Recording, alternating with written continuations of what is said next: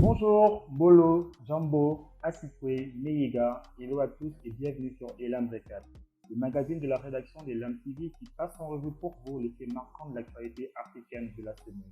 Une semaine assez particulière du point de vue des infos qui l'ont animée, mais aussi parce qu'il s'agit de la dernière émission Elam Recat. Alors, non pas qu'il s'agisse de la dernière émission Elam Recat, ce qui voudrait dire que Elam TV fermerait ses portes, non, il s'agit ici de la dernière émission de l'année 2020.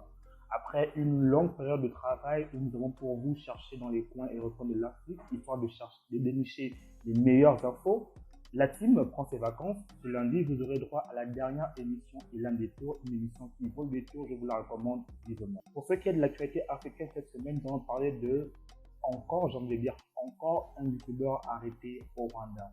Nous allons parler du parti de Laurent Gbagbo, quels sont les tenants et aboutissants, quelle est la vision future de ce parti.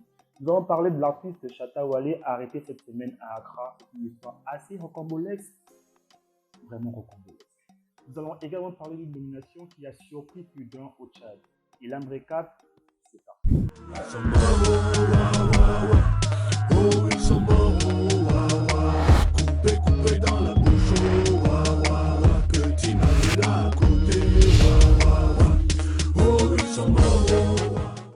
C'est presque devenu une habitude de couvrir ce genre d'infos. Après Madame Idamange, une célèbre youtubeuse rwandaise qui a été condamnée à 15 ans de prison, voici qu'un autre youtubeur rwandais vient également d'être arrêté.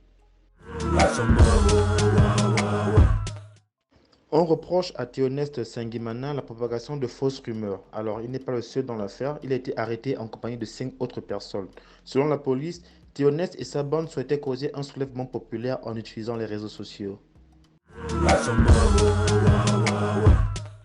On serait tenté de dire oui. Le Rwanda, ce pays présenté comme un exemple de démocratie et de développement en Afrique, dit cependant par des actes qui concourent au mépris des droits de l'homme. En moins d'un an, un chanteur gospel est mort dans une prison de Kigali. Le rappeur Jay Polly, lui aussi, est mort pendant sa détention. Nous parlions d'ailleurs dans le récap numéro 44. La condamnation récente d'Yvonne Idamange et l'arrestation des Théonès pourrait donc laisser penser qu'il s'agit d'un effet de chasse aux sorcières qui viserait à arrêter toute personne qui a de l'influence sur les réseaux sociaux et qui pourrait constituer une menace pour le régime actuel.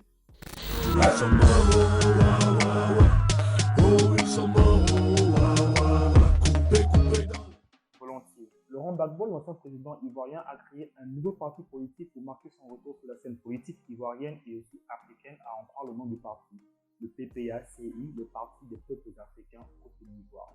Sur le logo, deux mains entrelacées d'une carte d'Afrique. Le parti se veut clairement panafricain et le panafricanisme de Laurent Gbagbo n'est certainement plus à présenter.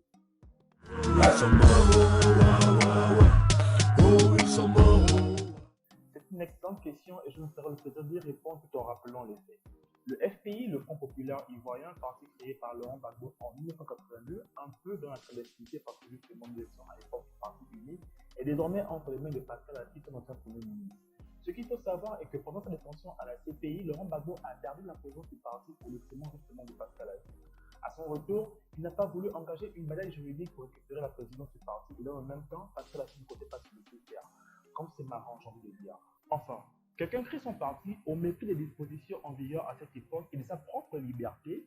Il est arrêté, tu prends la présidence et tu ne veux pas la lui rendre. Incroyable quand même.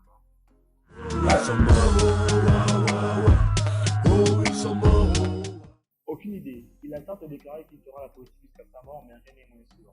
Après, on connaît l'appétit de nos chers tontons pour le pouvoir. Il aura 80 ans, oh, let's just wait and see.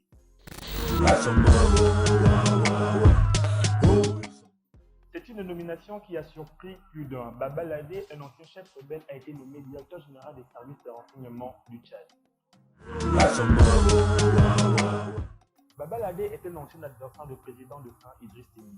Il a fait ses armes au sein de la rébellion entre le Tchad et la Centrafrique. En avril dernier, en pleine campagne électorale, Idriss Déby annonce s'être réconcilié avec ce dernier. Quelques jours après, Idriss Déby est tué au combat et Baba Ladé est porté disparu. Il y a quelques jours, il a été reçu par Mahamat Idriss Déby, le fils du président de fin et actuel président du Tchad. Il sera nommé patron des services de renseignement. À ce niveau, vous pensez certainement à la même chose que moi. Je sais, ne faites pas genre. Rendez-vous dans les commentaires pour justement en parler.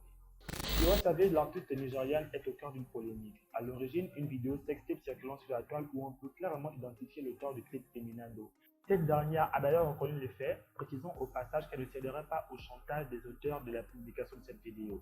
En 2021, je pense que ce sont des comportements à proscrire. Tiwa Savage et Maman, et je pense que personne n'aimerait voir sa mère dans cette position. Mardi dernier, une rumeur enflamme les réseaux sociaux. Les fans de Shatta Wale retiennent leur souhait. Il se dit que l'artiste aurait été blessé dans une fusillade et qu'il serait entre la vie et la mort.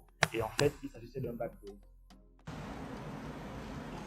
Ladies and gentlemen, after this accident, I have said that I won't tell anybody, but the way I'm feeling, people should do contribution.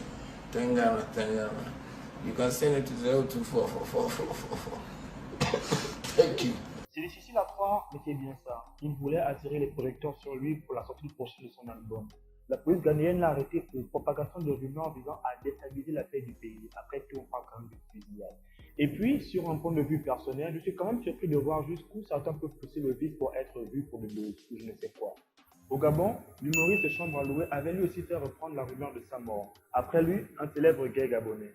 À moins que l'on m'explique le procédé et si réellement ça marche, je ne comprendrai jamais. Peut-être je pourrais aussi simuler ma mort pour faire grandir le nombre d'abonnés sur Elam TV. Mais non, on n'en a pas besoin. Enfin, je pense. Vous allez partager la vidéo, les émissions et tout ça, et la courbe va grimper.